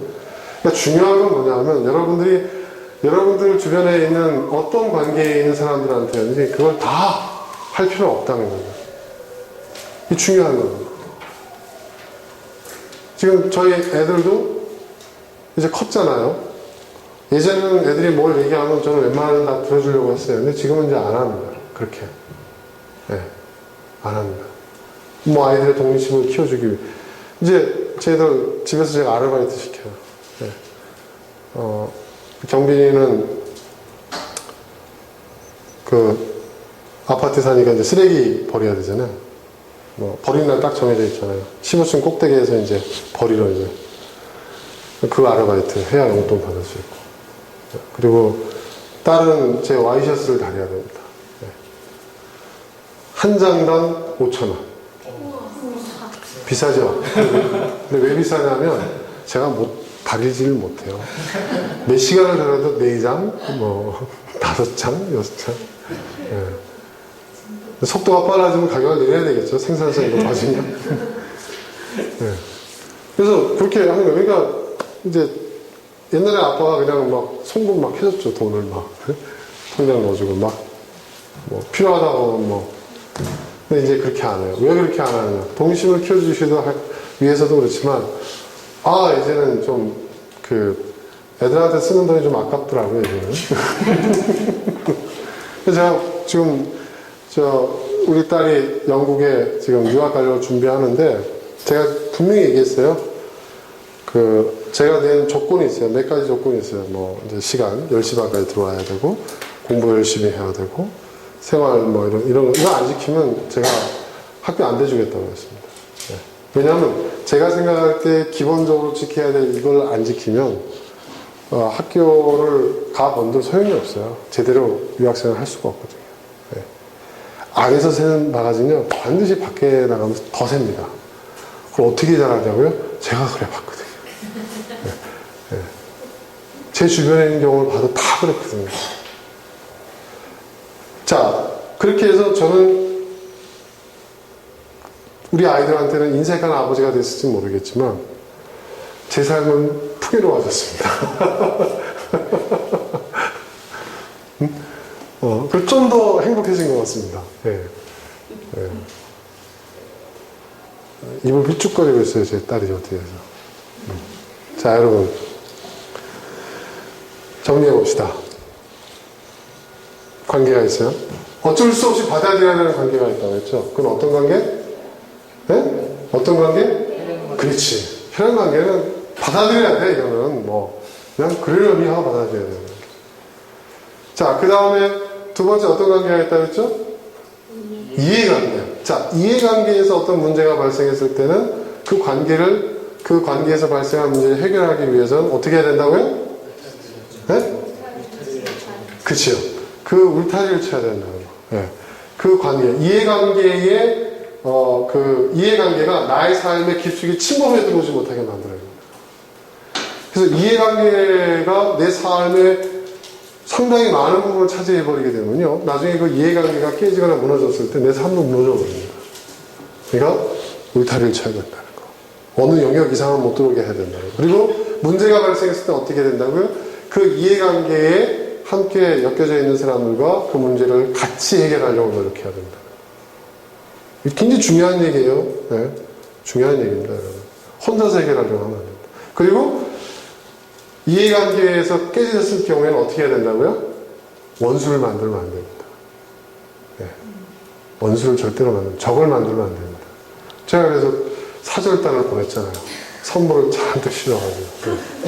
네. 적을 많이 만드는 사람이 잘못 사는 사람이에요. 제가 보니까. 네. 친구를 많이 만들지 못하더라도 적은 많이 만들면 안 됩니다. 정말. 네. 말 한마디. 자, 이해관계 그렇게 정리가 되고, 세 번째 친구 관계에서. 자, 친구 관계에서 어떻게 해야 된다고? 친구관계? 가지치기. 그치. 이 가지치기라는 건 마음에 안 든다고? 너 절교야. 이게 아니라고 그랬죠? 뭐라고 그랬습니까? 네? 적당히? 그것도 있어. 그런 의미도 있어. 그런 의미도 있지만, 우선순위라. 우선순위의 가지치기를. 친구 관계가 좋으면 어떻게 돼요? 친구 관계에 딸려다니는 사람도 있잖아요. 그런 사람 치고, 여러분 학교 생활, 직장 생활, 사회생활 잘하는 사람 많습니까? 없습니다. 그렇죠? 예. 제가 아는 이 사람도, 결혼한 지 얼마 안 됐는데, 주말에 신부를 두고, 평일날 집에 두고, 맨날 놀러 다녀요. 축구 차러 가고, 축구 동호회 활동, 탁구, 또 레이싱 하러 다닌다고 하고, 예. 자기 인생을 살아요. 내가 볼 때 친구들하고 이렇게 어울려 다니는 거예요. 근데 그러다가 이제 내가 볼 때는 이제 후회할 날이 올 것 같아서 걱정입니다. 가지치기. 자, 그러면, 대강 그 정도 얘기하고, 이 모든 인간관계에 있어서 우리가 가장 동일하게 적용할 수 있는 기본적인 원리가 있다. 그게 뭐라고 그랬죠? 뭐죠? 네? 아까 친구관계 얘기했던 거죠. 모든 인간관계에 있어서, 자, 혈연관계, 이해관계, 친구관계, 그랬을 때 각각의 그 관계 속에서 각각의 우선순위가 있어야 된다 그랬죠. 각각의 우선순위입니다. 혈연관계의 우선순위를 친구관계에 적용할 수 없고, 친구관계의 우선순위를 혈연관계에 적용할 수 없어요.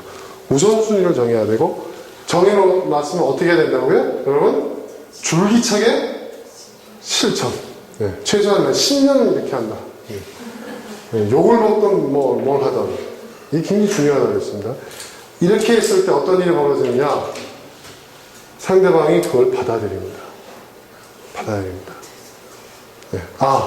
이 친구는 이런 친구야. 그걸 자연스럽게 받아들이는 거야. 그게 10년 걸리더라고요, 제가 보니까. 그전에는 왜 이러지? 얘는 왜 혼자서 짜장면 시켜 먹지? 짬뽕 안 먹고? 이렇게 생각한단 말이에요, 사람들이. 근데 줄기차게 한 10년 이렇게 하니까 나중에 어떻게 되느냐. 근데 거기서 흔들리면 안 돼요. 적당히 타협하면 안 돼요. 제가 아까 얘기했죠? 차례 지내는 거. 그냥 차례 지내는 거 와서 뒤에서 그냥 기도만 아니라 해라 해서 갔더니 기억 온 김에 절해. 이렇게 된다고 그랬죠? 그러니까 그때는요, 단호하게 그걸 지켜야 돼요. 그리고 여러분 편에 설 수 있는 사람들한테 협조를 구해야 돼요. 난 이 부분에 대해서 양보를 못 하겠다. 그러니까 도와다오. 네. 그래서 누가 뭐라고 하면, 이 친구는 이거 부분에 대해서 이런 걸 받아들여야 돼. 이렇게 되게끔 해야 된다는 거죠. 굉장히 중요한 거예요. 자, 그리고 마지막. 여러분들 상처받지 않도록, 관계에서 상처받지 않도록 하기 위해서 드리고 싶은 얘기가 있어요. 첫 번째. 따라해보세요. 방패를 들어라. 네. 방패를 내려놓으시면 안 됩니다. 여러분들에게 상처를 주는 수많은 사람들이 있습니다. 혈연관계에서, 또 친구관계에서, 또 이해관계에서, 또 그 외에 다른 여러 가지 말할 것도 없죠. 그 많은 관계에서, 우리가 결국 사람들과 관계성 속에서, 사람들 속에서 상처를 받는데요. 여러분, 방패를 들고 다니셔야 됩니다. 항상. 네, 항상. 이 말이 무슨 말인지 아실 거예요. 네. 그러니까 여러분, 성경에서 이런 말이 있어요. 시험 받지 않는 일은 없을 수 없지만 시험에 들게 하는 사람에게는 화가 있다 이런 얘기 있었죠. 그러니까 상처를 주는 사람에게 화가 있다는 얘기예요. 다른 얘기 아니에요. 그런데요, 성숙한 그리스도인은요, 상처를 받지 않는 사람이에요. 네, 상처를 받지 않는 사람이에요. 방패를 들고 다니셔야 돼요. 사람들은요, 상처를 주는 사람들을 보면요, 상습범들이에요. 상습범들은요, 자기가 하는 말이 상처가 된다는 걸 생각을 못해요. 나중에서 막 울면서, 뭐, 그때 왜 나한테, 당신 뭐, 이렇게 얘기하잖아요? 그러면, 그랬어? 난 그거 뭐 기억도 안 나는데 내가 그래, 이른다고요. 그럼 여러분 생각해보세요. 억울하지 않아요? 상대방이 기억도 못하는 그 말 한마디에 나는 그냥 뭐 며칠, 몇 개월, 몇 년을 갖다 끙끙 앓았단 말이에요. 그죠? 그럼 어떻게 될까요? 내가 막아야죠. 그러니까 여러분 항상 마음속에 난 상처받지 않겠다. 다짐을 하세요. 어떤 화살이 날라와도, 어떤 창검이 날라와도 난 상처받지 않겠다. 막으세요. 그게 중요하고요. 그래도 상처받는데 그런 마음을 갖고 있어요. 두 번째는 뭐냐면, 두 번째 뭐였더라?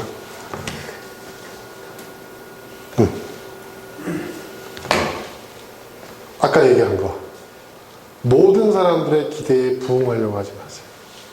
모든 사람들의 기대. 네. 모든 사람들의 기대. 상처받지 말고 모든 사람들의 기대에 부응하려고 하지 마세요. 마지막 세 번째. 이런 말이 있어요, 여러분. 다이버들이 하는 얘기래요. 상어 앞에서 피를 흘리지 마라. 굉장히 중요한 얘기입니다. 상어가 물어요. 그냥 물지 않죠. 우리가 다큐멘터리 같은 거 보면은 다이버들이 들어가서 막 사진을 찍어도 상어는 가만히 있어요. 그죠? 근데 어떨 때 난리 안 하죠? 피를 흘릴 때죠. 그러니까 상어를 탓하지 말라는 거예요. 피를 흘리지 말라는.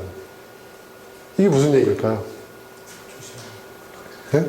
조심해라.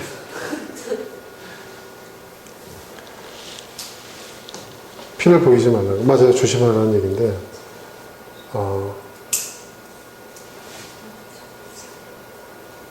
그렇다고 해서 여러분 뭐 강하게 보여라, 센 척하라 이런 얘기가 아닙니다. 그러니까 이 얘기는 무슨 얘기냐? 아무나에게 여러분 약한 모습을 보이지 말라는 얘기입니다. 네. 아까 방패를 들라고 그랬죠? 방패는 쏟아져 오는 공격을 막으라는 얘기고, 네? 피를 흘리지 말라는 것은 여러분의 약점을 보이지 말라는 얘기예요. 이 얘기는 무슨 얘기냐? 아무에게나 여러분의 고민, 그죠? 또 여러분의 어떤 문제, 이런 것들을 갖다가 쉽게 이렇게 오픈하지 말라는 얘기예요. 네. 여러분이 딱 봤을 때 이게 지금 우리가 살고 있는 이 세상에 이 관계의 망 속에 상어떼들이 의외로 많습니다. 네. 정말 많습니다. 어떻게 알았는지 피냄새를 맡고 몰려옵니다. 네.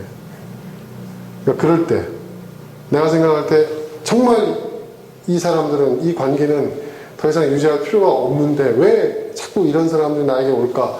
이런 관계가 유지가 됐다. 계속 이런 관계가 유지가 되고 이런 관계의 끈이 계속 나에게 이렇게 얽매임을 줄까? 이런 고민할 때, 이런 생각이 들 때 여러분 자신 한번 돌아보세요. 내가 어디서 피를 흘리고 있는 건 아닌가. 네. 그 피냄새를 맡고 이 상어떼들이 몰려오는 건 아닌가.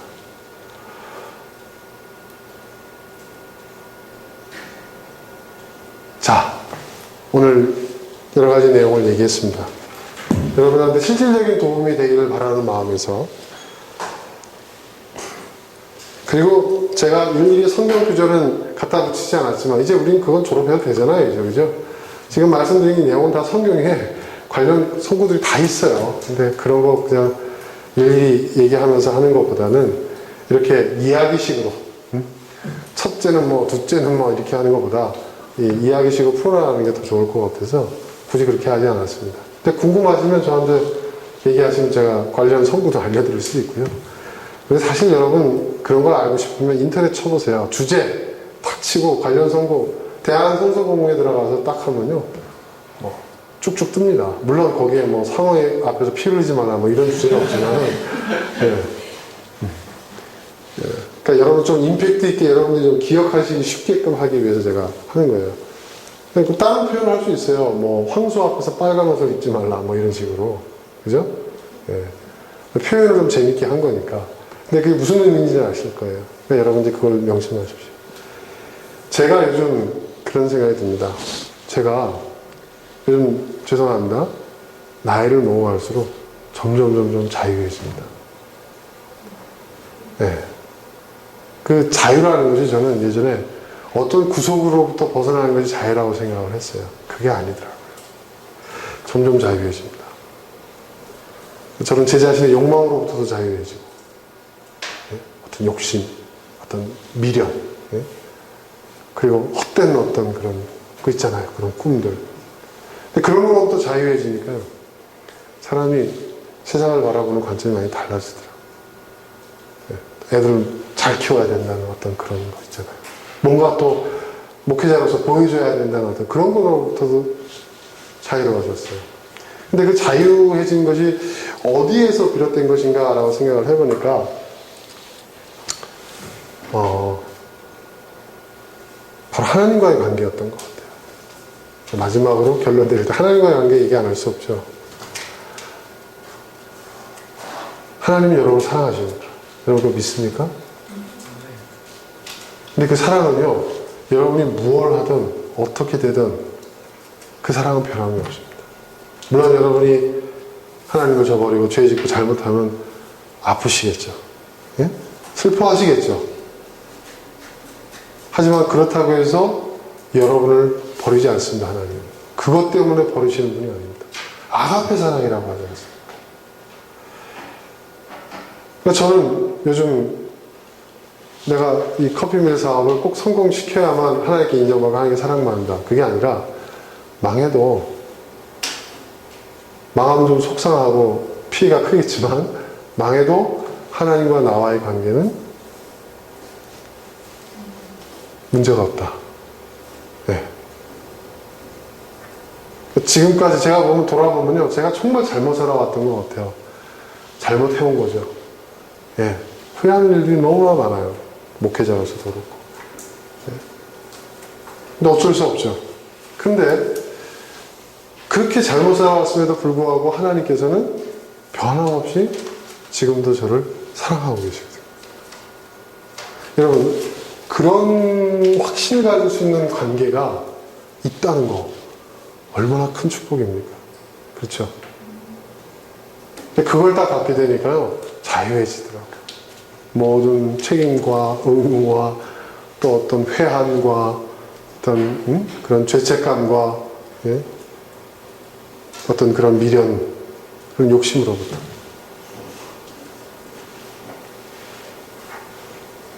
여러분, 하나님과 여러분의 관계는 그렇습니다.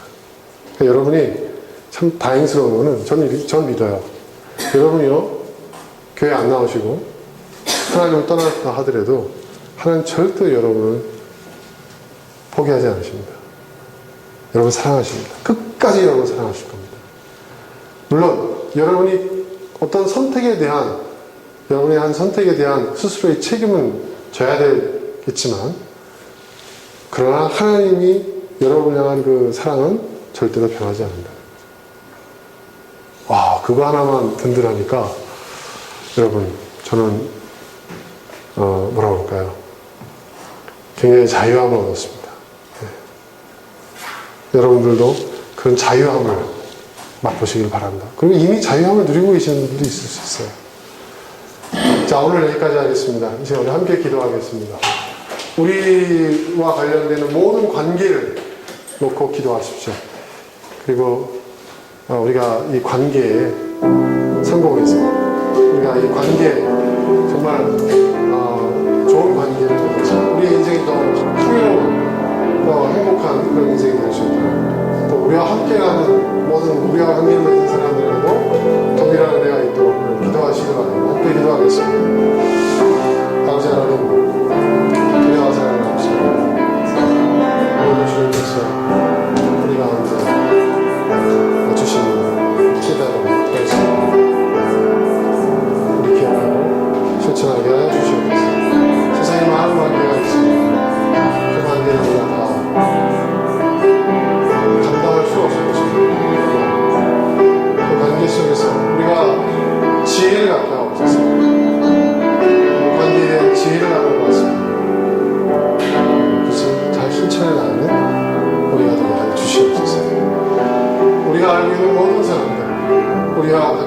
뭐